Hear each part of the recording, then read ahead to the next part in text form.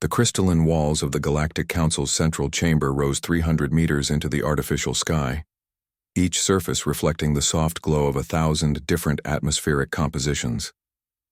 Ambassador Marcus Kane stood alone at the center of the vast circular floor, his black diplomatic uniform a stark contrast against the rainbow cascade of alien technologies that surrounded him. Above him, arranged in ascending tiers like an ancient amphitheater, sat representatives of the galaxy's most powerful civilizations. The sheer scale was meant to intimidate. 12 primary species held seats on the High Council, each representing thousands of worlds and trillions of beings. The Velthani delegation occupied the eastern quadrant, their sleek forms shifting between visible and translucent as their mood-responsive skin adapted to the chamber's lighting. To the south, the massive Korth representatives sat in specialized pressure suits, their methane-breathing physiology requiring constant life support even in the Council's carefully controlled environment. The insectoid Hive Queen dominated the northern section, her compound eyes tracking Kane's every movement, while her lesser drones arranged themselves in perfect geometric patterns around her throne. Scattered throughout the remaining sections sat dozens of minor species, each hoping to curry favor with the primary powers by supporting whatever decision emerged from today's tribunal. Kane had been standing there for nearly an hour, listening to accusation after accusation in languages that the translation matrix rendered into crisp, emotionless Standard Galactic. The charges were serious: territorial violations in the Outer Rim, unauthorized mining operations in Korth space, interference with established trade routes, and violations of at least 17 different interstellar treaties. The species known as humanity, intoned Council Prime Executor Vashitar, his crystalline form pulsing with each word, has demonstrated a concerning pattern of expansion beyond the boundaries established in the Treaty of Centauri. Your kind was granted 50 systems for colonization purposes. Current intelligence suggests you have exceeded this allocation. Kane remained perfectly still, his hands clasped behind his back. A slight smile played at the corners of his mouth. Though none of the alien representatives seemed to notice this subtle human expression, the Velthani spokesman rose from his delegation, his form shifting to a deeper blue that indicated formal discourse. The evidence is overwhelming, Ambassador. Your species has established settlements in sectors clearly marked as restricted zones. These actions cannot continue without consequence. Murmurs of agreement rippled through the chamber in dozens of different languages and communication methods. The Korth delegation expressed their concurrence through a series of harmonic vibrations that made the chamber's floor resonate. Even the minor species seemed unified in their condemnation of humanity's apparent overreach. Kane waited until the chamber fell silent before speaking. When he did, his voice carried clearly through the translation matrix, reaching every corner of the vast space with calm precision. Honored representatives, he began, I appreciate the Council's concerns regarding humanity's recent activities. However, I must correct a fundamental misunderstanding in the charges being presented today. Vashitar's crystalline form flickered with what might have been confusion. Clarification is unnecessary, Ambassador. The evidence speaks for itself. Your species must cease its unauthorized expansion immediately and surrender 3 outer colonies as reparations for these violations. Kane's smile widened slightly. I'm afraid those colonies are no longer available for negotiation, Prime Executor. As of 72 hours ago, humanity has formally declared war on the Galactic Council.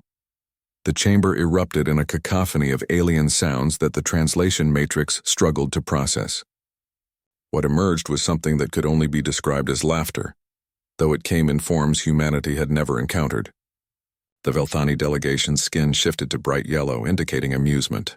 The Korth produced a low rumbling that made the entire structure vibrate with what their species considered humor.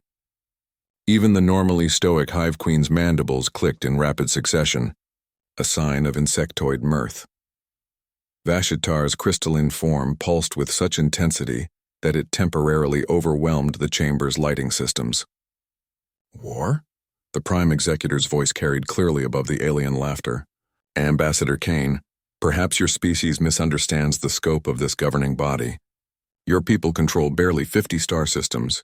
The Galactic Council governs 40,000 worlds across 16 different spiral arms. The laughter continued, building to a crescendo that made the chamber's acoustic dampener strain to maintain equilibrium. Some of the minor species delegates were actually floating in their atmospheric containers, overcome with what passed for amusement among their kind. Kane waited patiently for the noise to subside, his expression never changing. When relative quiet returned to the chamber, he spoke again, his voice carrying the same calm confidence as before.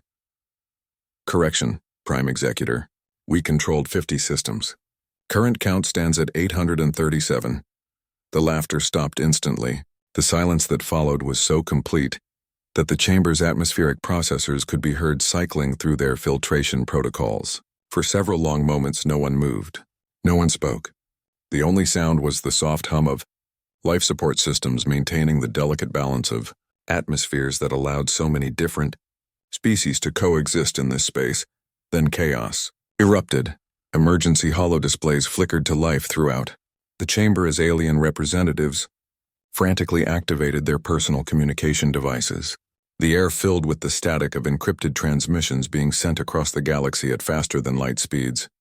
The orderly arrangement of the council session dissolved into a frenzy of activity as delegates demanded updates from their home systems.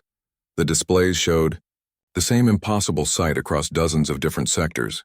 Human fleets were emerging from hyperspace in perfect formation, not with the small patrol groups that had characterized their previous activities, but with massive armadas that dwarfed anything the Council's intelligence services had predicted.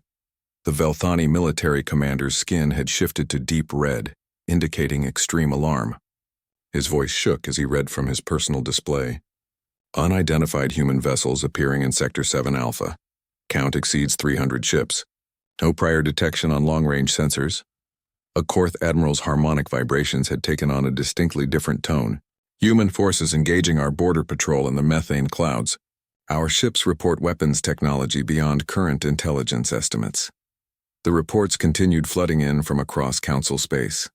Human fleets appearing simultaneously in sectors that were light years apart. Precision strikes against strategic targets. Communications networks disrupted.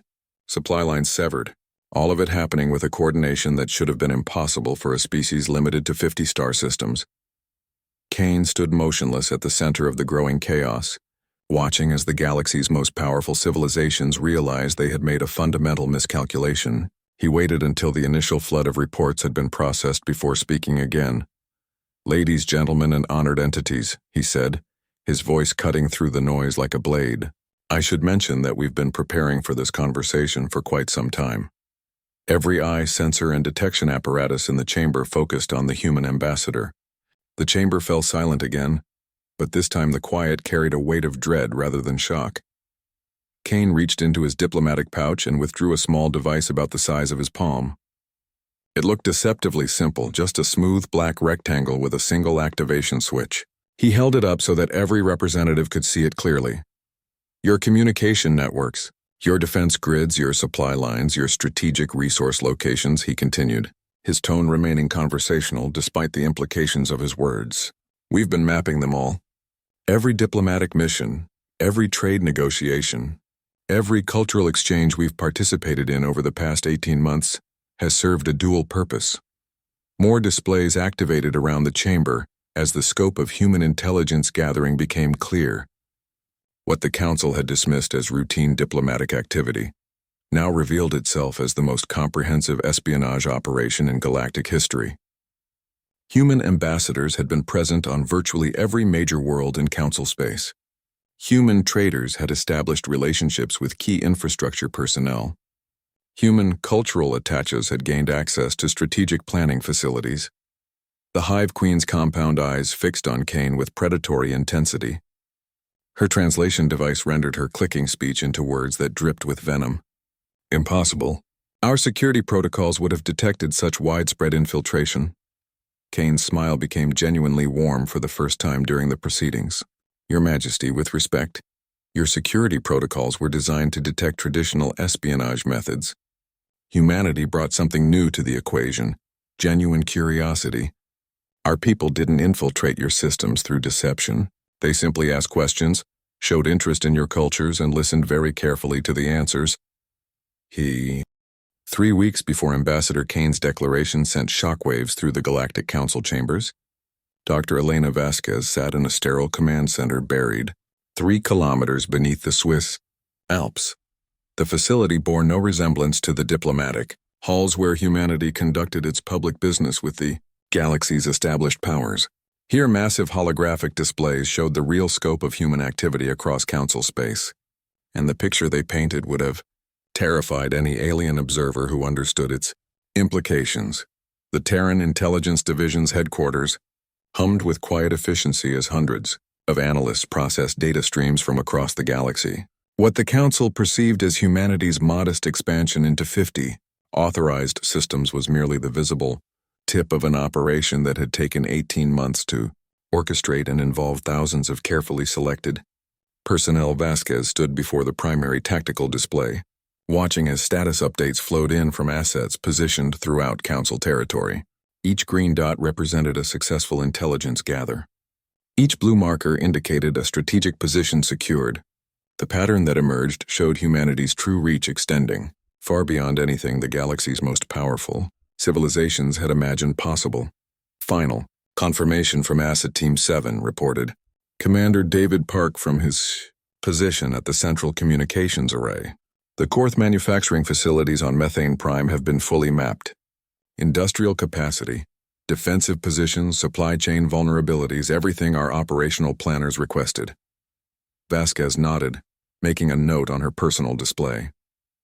Team 7 had spent 6 months masquerading as mineral rights consultants, their legitimate business providing perfect cover for comprehensive surveillance of one of the Council's most important military production centers. The Korth, like most Council species, had grown comfortable with human curiosity about industrial processes. They had no idea that every tour they provided, every technical discussion they engaged in, was being recorded and analyzed by specialists who understood exactly what information would be crucial in a potential conflict. "What about the Velthani communication networks?" she asked, turning to Lieutenant Sarah Cross at the Signals Intelligence Station. "Asset Team 12 reports complete penetration of their primary relay systems," Cross replied, her fingers dancing across holographic controls as she pulled up the relevant data. Cultural attaché Lisa Park has been absolutely invaluable. Her passion for Velthani art gave her access to installations throughout their core systems. The Velthani were so pleased to share their cultural heritage that they never questioned why she was asking about power distribution and communication. Routing. The brilliance of humanity's approach lay not in traditional espionage methods, but in leveraging the one trait that had initially made other species underestimate them: genuine curiosity. Where other civilizations sent spies who attempted to blend in and steal secrets, humanity had sent enthusiasts who asked endless questions about everything they encountered. The galaxy's established powers had been so flattered by human interest in their achievements that they had voluntarily revealed information that would have taken conventional intelligence operations years to acquire. Captain Tom Bradley's voice crackled through the secure communication system from his position in the Korth home system. "Control, this is Asset Team 3. We've completed our assessment of defensive installations in the methane clouds. Recommend immediate transmission of data package to Fleet Command." Bradley had spent 8 months establishing himself as a legitimate mining consultant. His expertise in asteroid extraction providing credible cover for detailed surveys of the Korth military's most heavily fortified positions. His mining surveys had systematically cataloged every defensive platform, every hidden weapon emplacement, every vulnerability in what the Korth considered their impregnable home system defenses. Vasquez authorized the data transmission with a simple gesture. Within minutes, Bradley's intelligence would reach the human fleet commanders who would soon need that information for operational planning. The same process was occurring simultaneously across dozens of star systems as assets prepared to extract themselves from their positions before the upcoming offensive began. "Status report on Operation Shepherd," Vasquez requested, referring to humanity's most ambitious deception. The response came from Agent Maria Santos, currently positioned in the Council's Central Administrative Complex on Station Prime. Her cover as a trade regulation specialist had given her unprecedented access to the Council's logistical and administrative databases. For 12 months, she had been quietly copying shipping schedules, resource allocation plans, and strategic assessments that revealed the true scope of Council military capabilities. All primary databases have been compromised, Santos reported through the encrypted channel. The Council's strategic planning assumes human capabilities remain limited to current public estimates. No indication they suspect the true size of our fleet or the scope of our intelligence operations. That fleet represented the culmination of humanity's greatest gamble. While Council intelligence focused on the 50 systems humanity publicly controlled, massive construction operations had been proceeding in hidden facilities throughout the Outer Rim. Asteroid mining operations that appeared to be extracting minerals for civilian use were actually hollowing out massive spaces for shipyard facilities. Scientific research stations exploring cosmic phenomena were manufacturing components for weapon systems that pushed the boundaries of human technological capability. The construction had required unprecedented coordination and secrecy. Materials were transported through carefully planned routes that avoided Council patrol areas. Personnel rotated through civilian cover positions to prevent patterns that might attract attention. Even the workers in the shipyards believed they were contributing to defensive preparations rather than the largest military buildup in human history, Dr. Vasquez called analyst Jennifer Kim from her position at the Strategic Assessment Station. We're receiving confirmation from Asset Team 19. The Hive Queen's communication protocols have been successfully mapped. Agent Robert Chen reports that his xenobiology research has provided complete access to their command and control structures. Chen's position as a researcher studying insectoid social structures had been particularly valuable. The Hive Queen species communicated through complex pheromone patterns that other Council races found incomprehensible. Chen's apparent fascination with their communication methods had led to extensive collaboration with Hive researchers who were eager to share their understanding of their own society.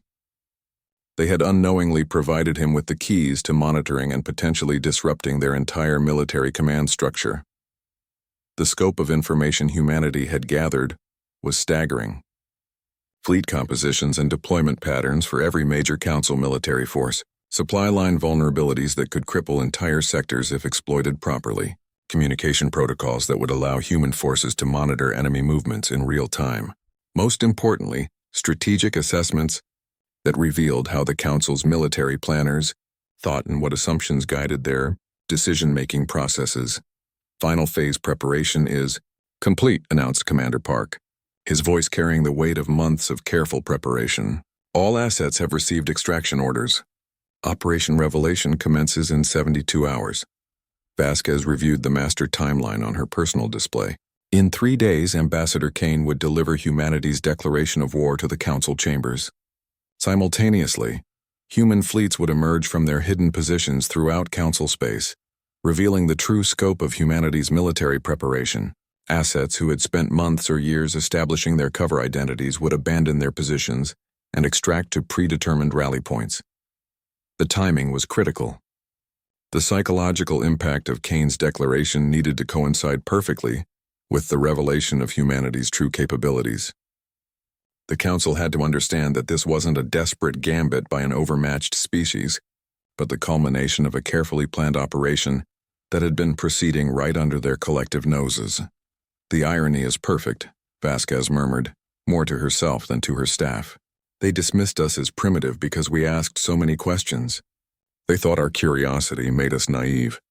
They never considered that our questions were specifically designed to elicit the exact information we needed to plan their defeat. The final intelligence reports painted a clear picture of the Council's strategic situation.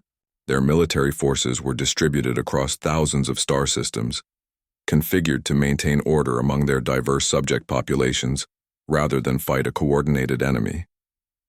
Their command structures had grown complacent over centuries of unchallenged dominance. Most critically, their strategic planning was based on incomplete and outdated assessments of human capabilities. Dr. Vasquez called analyst Michael Torres from the Threat Assessment Station. Final confirmation from all operational sectors. The Council's military infrastructure has been thoroughly mapped and catalogued. No significant gaps remain in our intelligence picture. That intelligence picture revealed vulnerabilities that would have taken decades to Admiral James Cross stood on the bridge of the UES Defiance, watching through the massive viewports as his fleet prepared to emerge from hyperspace into the heart of Council territory. The dreadnought stretched nearly 2 kilometers from bow to stern, its hull bristling with weapon systems that incorporated technology the galaxy had never encountered. More importantly, the Defiance was just one ship, in a fleet whose true size would soon shock the galaxy's established powers into recognizing their fundamental miscalculation. The countdown timer on the main display showed 30 seconds until simultaneous emergence across 47 star systems. This was the moment 18 months of preparation had been building toward, when humanity would reveal that their declaration of war hadn't been desperate bravado, but the announcement of a carefully orchestrated campaign that was already underway. All fleet elements report ready. Admiral, announced Captain Lisa Martinez from her position at the tactical station. Operation Thunderbolt is go for execution. Cross nodded, his eyes fixed on the swirling patterns of hyperspace beyond the viewport. Somewhere in that chaotic energy field, hundreds of human ships were making final preparations for the most ambitious military operation in galactic history.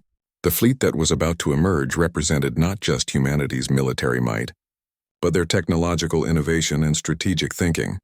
Admiral, called Lieutenant Commander Alex Johnson from the communications station, were receiving final confirmation codes from all operational sectors. Assets report. Council forces are positioned exactly as predicted by intelligence estimates. The intelligence that Dr. Vasquez's teams had gathered was about to prove its worth in the most decisive way possible.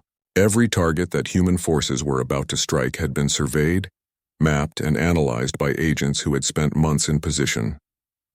The Council's military deployments, based on maintaining control over their vast territories, were about to be revealed as fatally vulnerable to coordinated assault.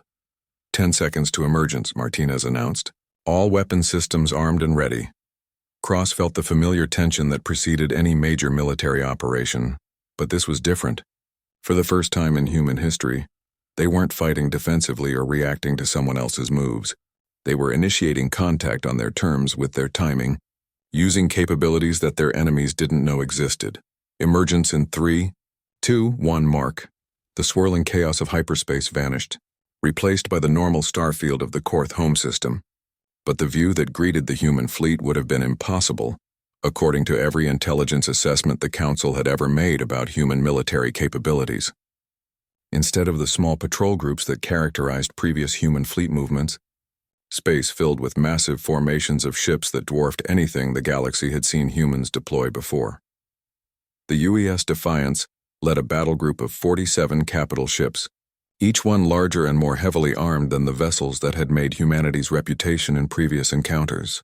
Around them, cruiser squadrons and destroyer flotillas moved in perfect formation, their coordination demonstrating levels of tactical integration that should have required decades of joint training.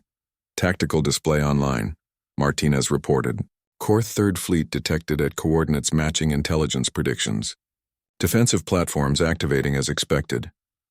The main display showed the Korth military assets exactly where human intelligence had said they would be. The 3rd Fleet, considered one of the most powerful formations in the galaxy, was spread across the system in a defensive posture designed to protect their industrial and population centers. Their positions were perfect for maintaining system control, but catastrophically vulnerable to the attack that was about to begin. All ships, execute Alpha Strike, Cross commanded. What happened next would later be analyzed by military historians as a perfect demonstration of how technological surprise could overcome numerical superiority. The human fleet didn't rely on conventional tactics or try to match the Council's established methods of warfare. Instead, they demonstrated capabilities that redefined what space combat could accomplish. The first innovation was hyperspace precision. Human ships began making micro-jumps within the star system, appearing and disappearing with accuracy that allowed them to emerge directly behind enemy formations or inside their defensive perimeters. The Korth had never encountered tactics that treated hyperspace as a tactical maneuvering tool rather than just a method of interstellar travel. The second surprise was adaptive weaponry. Human weapon systems analyzed Korth shield frequencies in real time and adjusted their output to punch through defensive barriers that had protected Council ships for centuries. Energy beams that should have been absorbed by defensive screens instead carved through Korth vessels like they were unarmored. The third shock was coordination. Human ships across the entire star system moved with perfect synchronization, their attacks timed to prevent any effective response from Korth commanders. When the Third Fleet tried to regroup and concentrate their forces, human units were already in position to intercept them. Enemy flagship attempting to coordinate defensive response, reported Martinez. Jamming their command frequencies now. The technological advantage extended beyond weapons and movement. Human electronic warfare capabilities had been designed specifically to exploit the vulnerabilities that intelligence teams had identified in Council communication systems. The Korth found their command networks disrupted at critical moments, their formations isolated from central coordination just when they needed it most.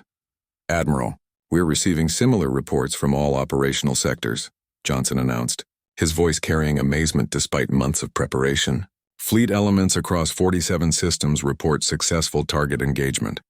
Enemy forces are unable to mount coordinated resistance." The scope of the operation was staggering. While the galaxy's attention focused on individual battles, the real story was the simultaneous nature of the attacks.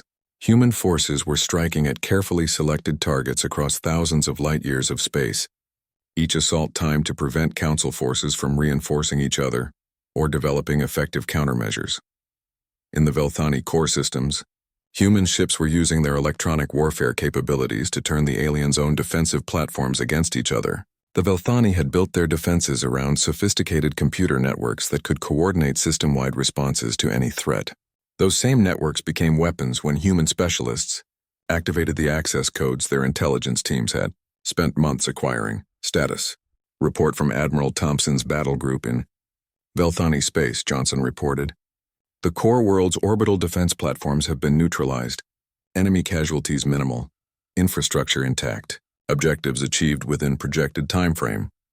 That was another innovation that demonstrated human strategic thinking. Rather than simply destroying everything in their path, human forces were conducting precision strikes that eliminated military threats while preserving the infrastructure they would eventually need to govern. This wasn't a war of annihilation, but a carefully planned operation to transfer control of strategic positions throughout Council space.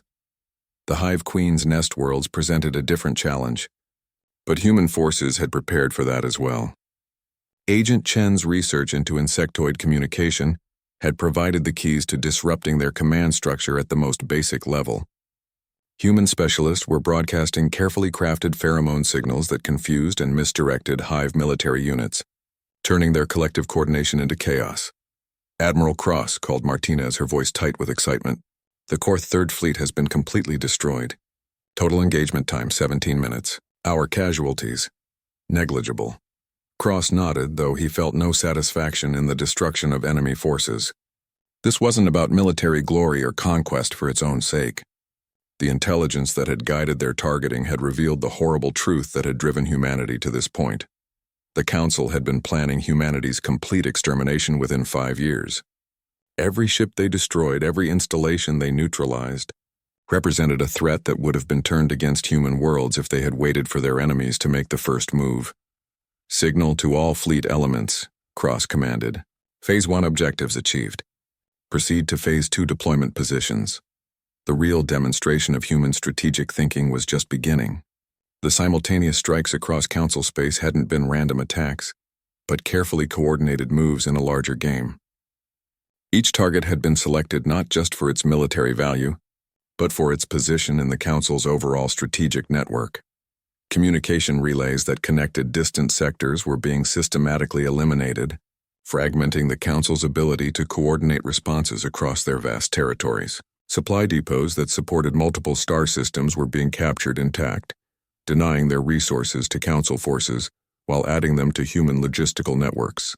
Most critically, key hyperspace junction points were being secured, allowing human forces to control movement between major population centers. "Admiral, we're receiving a priority transmission from Fleet Command," Johnson announced. "President Wells has a..." War Marshal Torgon stood in the command center of the Council's most powerful dreadnought, the Eternal Dominion, watching tactical displays that showed the largest military armada in galactic history converging on human space. 3 weeks had passed since the devastating surprise attacks that had shattered the Council's military confidence, and the surviving leadership had finally managed to coordinate a response that would, they believed, end the human threat once and for all. The assembled fleet represented unity among species that had rarely cooperated on such a scale.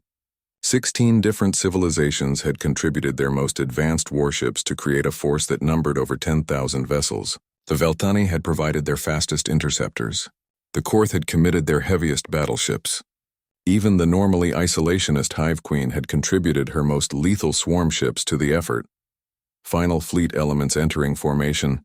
War Marshal, reported Fleet Coordinator Vashtel from her position at the strategic display. Total vessel count stands at 10,237 ships. Estimated human fleet strength remains at approximately 800 vessels.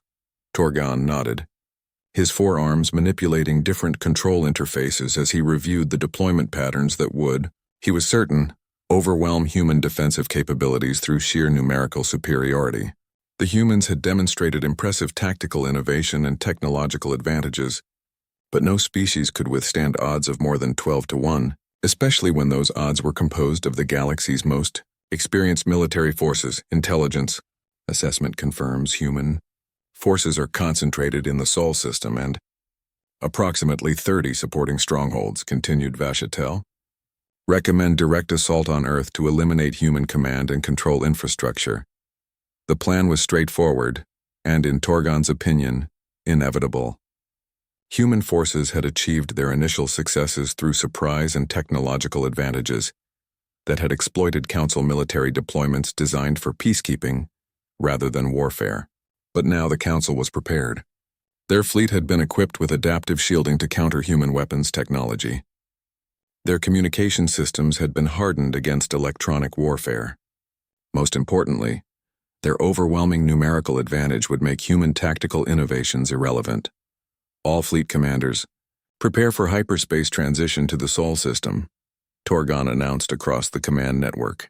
Execute Operation Final Solution in 3 hours. The name had been chosen deliberately to send a message that the Council's patience with human defiance had ended. The species that had dared to challenge galactic order would be eliminated completely, their worlds occupied, their populations scattered across the galaxy as a warning to any other primitive species that might harbor similar ambitions. But as the massive fleet began its transition to hyperspace, its commanders had no way of knowing that their every movement was being monitored by human intelligence assets who had never abandoned their positions throughout Council space. The 3 weeks since the initial attacks hadn't been a period of regrouping for human forces. They had been 18 days of preparation for the counterattack that everyone knew was inevitable. Commander Rachel Torres crouched in the maintenance tunnel of a Velthani communication relay station, her fingers dancing across a portable interface that gave her access to the station's core systems. Around her, similar infiltration teams were positioned throughout the galaxy, waiting for the signal that would turn the Council's own infrastructure against them. Control. This is Ghost Team 7, she whispered into her encrypted communicator. Council fleet confirmed to be entering hyperspace. Estimated arrival at Sol in 4 hours. Request permission to begin Phase 3. Operations. The response came immediately, from the Secure Command Center, where Admiral Cross was coordinating what would later be recognized as the most sophisticated guerrilla campaign in military history. Permission granted, Ghost 7. Execute Protocol Labyrinth. All teams, this is Command. The hunters are coming. Time to show them what it means to be hunted. What happened next would shatter every assumption the Council had made about human strategic thinking.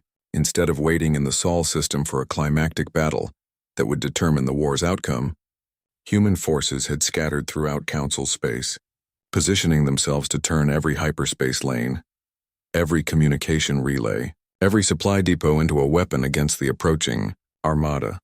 The first indication that something was wrong came when Torgon's lead elements emerged from hyperspace at the Sol system's edge and found it empty. No massive human fleet waited in defensive formations around Earth. No orbital battle stations protected humanity's homeworld. Instead, space around the Sol system was filled with automated beacons transmitting a simple message in Standard Galactic. Welcome to humanity's trap. War Marshal, called Tactical Coordinator Hive 9 from her position at the sensor station. No human military assets detected in the target zone. Recommend immediate system-wide sweep to locate defensive positions. But before Torgon could respond to that recommendation, reports began flooding in from across the galaxy that revealed the true scope of human strategic thinking. The massive Council fleet had been drawn away from their territory just as human forces were beginning a campaign that would turn every strength of the galactic government into a vulnerability. Commander Torres activated the charges she had spent 3 weeks placing throughout the Velthani relay station. But the explosion was just the beginning of her mission. As the station's communication arrays died, she transmitted carefully crafted signals into the Velthani network that activated dormant programs human agents had placed in systems throughout their space. Within minutes, the entire Velthani communication infrastructure was turning against itself, transmitting false orders, corrupting data, and creating chaos throughout their fleet elements. Similar operations were unfolding simultaneously across dozens of star systems. Human specialists who had spent months learning to exploit alien technologies were turning those same technologies into weapons. The Korth discovered that their supposedly secure command networks had been compromised when their own computers began transmitting their fleet positions to human forces. The Hive Queen's nest worlds fell into confusion as human agents broadcast pheromone signals that triggered massive conflicts between different drone castes. "War Marshal," Vashatel called out, her voice carrying alarm that Torgon had never heard from his normally composed coordinator. "We're receiving reports of coordinated attacks throughout Council space. Human forces are striking at supply lines, communication relays, and administrative centers. Our rear areas are under assault." Torgon stared at the tactical displays that were beginning to show the true scope of human operations. This wasn't the desperate final stand of a doomed species. It was a carefully orchestrated campaign designed to exploit the Council's greatest weakness, the vast distances that separated their territories and the complex infrastructure required to maintain unity among 16 different civilizations. "Impossible," he growled, his secondary arms manipulating controls as he tried to understand the pattern of attacks. "Human forces number less than 1,000 ships. They cannot be in so many places simultaneously." But the evidence was overwhelming. Human forces seemed to be everywhere in Council space, striking at targets that had been selected for maximum strategic impact. More disturbing was the precision of their intelligence. Every attack hit installations that were critical to specific aspects of Council military operations. Supply convoys were intercepted at exactly the right moments to cause maximum disruption. Communication centers were destroyed, just as fleet elements needed to coordinate responses to other crises. Commander Torres and her team had moved to their secondary target, a Velthani manufacturing center that produced critical components for their faster-than-light communication systems. But instead of simply destroying the facility, they were implementing something far more sophisticated, a gradual degradation that would take weeks to detect and months to repair. "Control, Ghost 7 reports secondary objectives achieved," Torres transmitted as her team prepared to move to their next target. "Velthani industrial capacity in Sector 7 will be reduced by 60% within 2 weeks. Recommend transition to tertiary targets." The response revealed the scope of human planning. Confirmed Ghost 7. Similar results reported from 16 other sectors. Council Logistics Network is experiencing cascade failures. Proceed to Phase 4 targets. Phase 4 represented an escalation that would demonstrate just how thoroughly human intelligence had penetrated Council society. The assets that had spent months establishing their cover identities were now revealing capabilities that went far beyond simple sabotage. They were systematically dismantling the social and political structures that held the Council together. Dr. Lisa Park, who had spent 8 months studying Velthani art and culture, was now using her relationships with key cultural leaders to spread carefully crafted propaganda that questioned the wisdom of continuing the war against humanity. Her apparent expertise in Velthani artistic traditions gave her credibility that allowed her to influence public opinion in ways that trade. 6 months after Ambassador Kane's declaration had sent shockwaves through the Council chambers, he stood once again before the assembled representatives of the galaxy's former powers. But the crystalline walls now reflected a fundamentally different reality. Where once the Council had sat in judgment of humanity, now they waited as supplicants for the terms that would determine their species' futures under the new galactic order. The chamber itself bore the subtle signs of humanity's administrative efficiency. The chaotic arrangement of atmospheric processors that had once accommodated dozens of different environmental requirements had been replaced by standardized systems that maintained optimal conditions for all species while reducing the complex maintenance that had previously consumed vast resources. Even the lighting had been improved, providing better visibility for the spectrum ranges used by most galactic civilizations. President Victoria Wells appeared as a holographic projection at the center of the chamber, her image transmitted from Earth where she was coordinating the massive administrative effort required to transition from galactic war to galactic governance.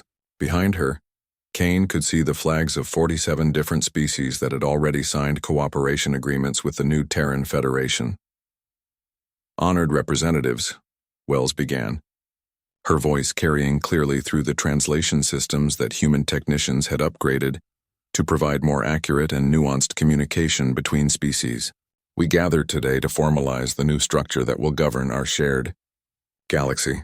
The assembled aliens sat in a silence that carried entirely different implications than the shocked quiet that had followed Kane's original declaration. This was the silence of defeat acknowledged and reality accepted. The most powerful civilizations in the galaxy had spent 6 months learning what it meant to face an enemy that had understood their weaknesses better than they understood their own strengths. Prime Executor Washtar, his crystalline form dimmed to its lowest setting, spoke first among the former council members. President Wells, the remaining council territories formally request terms for integration into your federation. The word carried bitter acknowledgement of how completely the balance of power had shifted. The Galactic Council that had governed 40,000 worlds for millennia no longer existed as a political entity. Its territories were now occupied by human forces.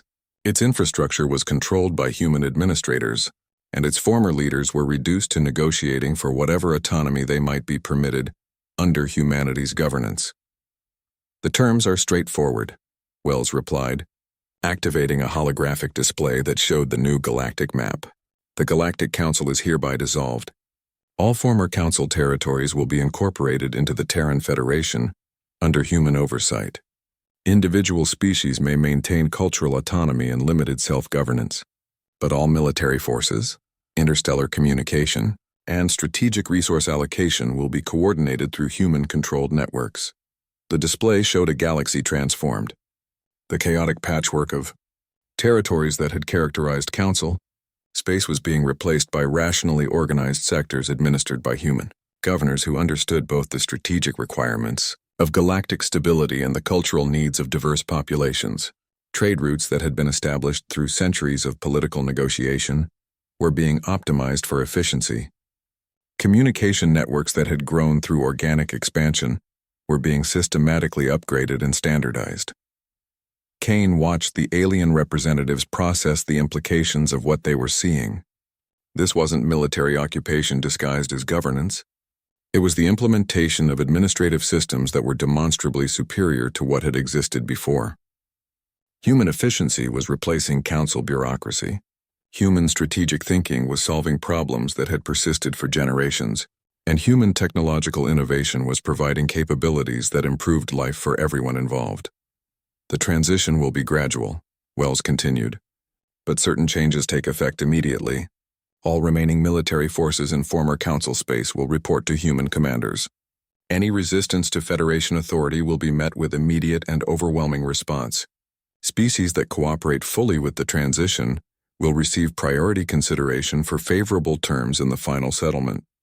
The Velthani representative, his skin shifting to the deep blue that indicated formal submission, rose from his designated section. President Wells, the Velthani Confederation, accepts these terms without reservation. We request assignment of human administrators to assist with the integration process. It was the response that human planners had expected. The Velthani had been among the first to recognize that resistance was futile, and cooperation offered the best hope for maintaining some degree of autonomy under the new system. Their decision had influenced several smaller species to follow their lead, creating a cascade of surrenders that had eliminated the last significant pockets of resistance. The Korth representative transmitted his species' acceptance through harmonic vibrations that the translation system rendered as a formal declaration of surrender. The massive methane breathers had learned through bitter experience that their military might was useless against enemies who could turn their own infrastructure against them. Better to accept human governance than face the systematic destruction of everything their civilization had built. Even the Hive Queen, her compound eyes reflecting the chamber's improved lighting, clicked her mandibles in the pattern that indicated acceptance of external authority. Her swarm fleets had been so thoroughly compromised by human psychological warfare that she no longer trusted her own communication networks. Human administrators offered the stability her species needed to rebuild their social structures. "The Federation welcomes your cooperation," Wells responded, though Kane could hear the careful neutrality in her voice. "Integration teams are already being deployed to assist with the transition. You will find that Federation administration offers significant advantages over the previous council system." That was more than diplomatic courtesy. The intelligence that had guided humanity's war effort had revealed the incredible inefficiencies and structural problems that had plagued council governance. Species with compatible environmental requirements had been kept in separate systems due to political considerations. Resources had been allocated based on political influence rather than strategic need. Most critically, the Council's reactive approach to governance had allowed problems to fester until they became crises that required massive expenditures to resolve. Human administrators were implementing proactive solutions that addressed problems before they reached crisis levels. Environmental systems were being optimized to support multiple species in shared facilities. Resource allocation was being managed through algorithmic analysis that maximized utility while maintaining strategic reserves. Communication networks that had taken weeks to coordinate, responses across vast distances were being replaced with real-time systems that enabled immediate coordination of galactic-scale operations. Kane activated his personal interface and began reading from the prepared statement that would formally establish the new galactic order. By authority of the Terran Federation and mandate of military victory, the following governmental structure is hereby established for all territories formerly under Council administration. The terms were comprehensive and, Kane knew, surprisingly generous considering the circumstances. Species that had spent millennia as independent powers were being offered significant autonomy in exchange for acceptance of human oversight. Cultural traditions would be preserved. Economic systems would be maintained with efficiency improvements. Even former Council military personnel were being offered positions in the new Federation fleet, albeit under human command. Local governance will remain under species control for all matters that do not affect interstellar stability or Federation security, Kane continued.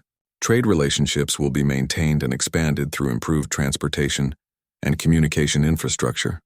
Scientific research will continue under Federation coordination, with benefits shared among all member species. The terms reflected human strategic thinking that extended far beyond military victory. The goal wasn't to rule through force, but to create a galactic system that was more stable, more efficient, and more responsive to the needs of all populations. The war had been fought not for conquest, but to prevent the genocide that Council intelligence had been planning against humanity. However, Kane's voice took on a harder edge as he reached the section that outlined the consequences of the Council's original intentions. Certain restrictions are non-negotiable. No species may maintain military forces capable of threatening Federation security. All interstellar communication must pass through Federation monitoring systems. Any attempt to coordinate resistance against Federation authority will result in immediate administrative action. The restrictions were the inevitable result of the intelligence that had triggered humanity's preemptive war. The Council's plans for human extermination had been detailed and comprehensive, involving not just military action, but systematic elimination of human genetic material from the galaxy. Species that